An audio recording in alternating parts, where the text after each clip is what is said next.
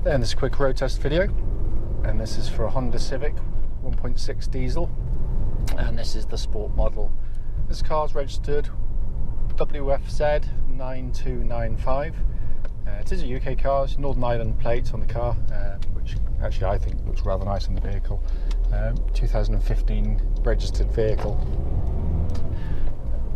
Reason we do the road test, the mileage at the start of the road test, 56,935 miles. The reason for the road test is very simple indeed. We just want customers to see the cars actually in operation. That way, if there's any issues on the vehicle, we can relay them back to you. We know what it's like going to see a car and there's got an obvious fault with it, which you should be told about. So hence, that's why we do it. It's also done on the same very quiet, picturesque roads, just very close to our premises, so hopefully it'll be representative for what you'd feel yourself. Brief background to this particular car. It's been very well maintained. It's had a Honda history all the way through, and fundamentally it feels like it pretty much straight away.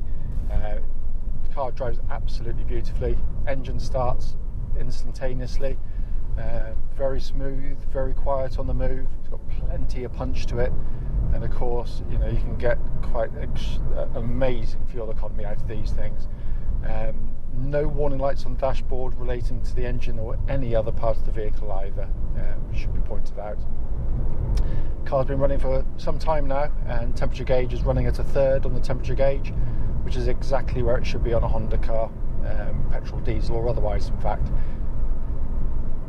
But the engine, it said, is it's not done many miles for a diesel, and it's a wonderful companion. It's very smooth indeed. Picks up really nicely even from very low revs. Very tractable. It's just a very nice unit. They're very highly regarded. Of course, it's cam chain driven, so there's no cam belts on these cars to worry about having to change, and that's a major plus. Engine then feeds through clutch and into gearbox. Clutch on the car, bite point is exactly where it should be.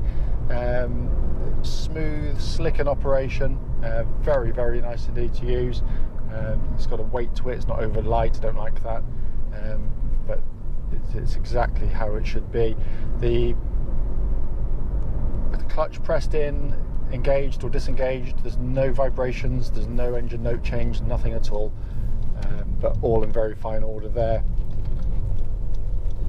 Clutch then feeds through into the Honda 6-speed gearbox, and as you'll know from many of my previous videos, I'm a big fan of Honda gearboxes, not just because they're very tough and reliable, but because they're just so nice to use. This has got a very nice weight to it, very defined in the gate, very simple to operate. Hard to get lost in the gears. If you really just using your hand to guide the gear lever, when you come in here from 5th to 4th, you just bring it back, let the spring guide it back into the next slot, and it does so accurately and perfectly, and there's no wear in it at all. I can't detect any wear in the gear lever. So in terms of the powertrain in the vehicle, all in absolutely spot on, perfect order. Steering in the car tracks bullet straight. There's no vibrations coming back through the steering wheel at all. It's got a very nice power steering setup on these cars. It's direct, it's quick, it's accurate. They've done a very good job on it, and it complements the chassis really nicely. The chassis is quite dynamic, and with it you've got a kind of a slow steering system. It'd be kind of wasted, but this they've just got the balance absolutely right. I can't feel any wear through the steering of the car at all. It just feels really planted on the road. Just feels you're driving something pretty much brand new. Suspension, again, really well judged. It's compared to the previous generation Civics, which they were criticised, in my opinion, wrongly, but that's just an opinion, for having too firm a ride. This, well, if anyone had any doubts about it, it's very controlled and supple over even the sharpest ridges. Controls them brilliantly well, but it's lost none of its verve and agility. It's a very enjoyable car to drive. So if you like your driving and are in the mood for it, the car responds really nicely. But if you just want to drive around like this, perfectly normally. It's just a very, very comfortable place to sit and drive a car. Also, when I'm driving on these road tests, what I'm listening out for on suspension is just kind of noises coming from underneath the vehicle that shouldn't be there. Any kind of metallic knocks or bangs, which sometimes you get with suspension wear.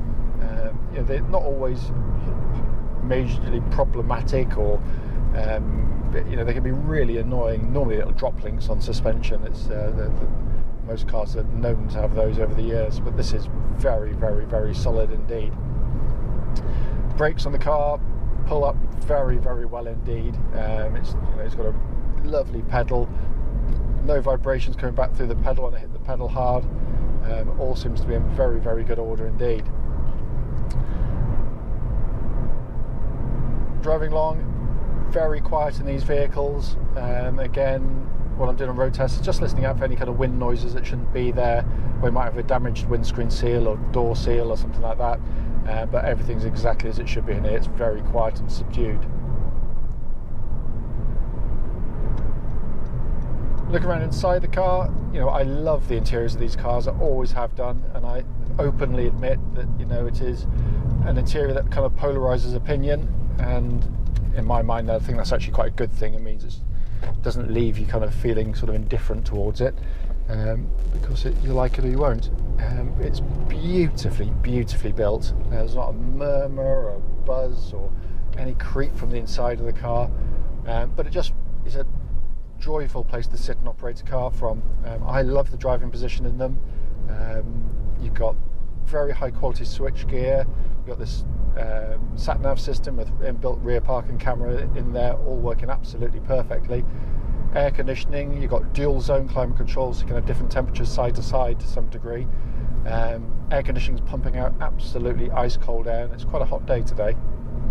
But the rest of the dash I love. It's just brilliant.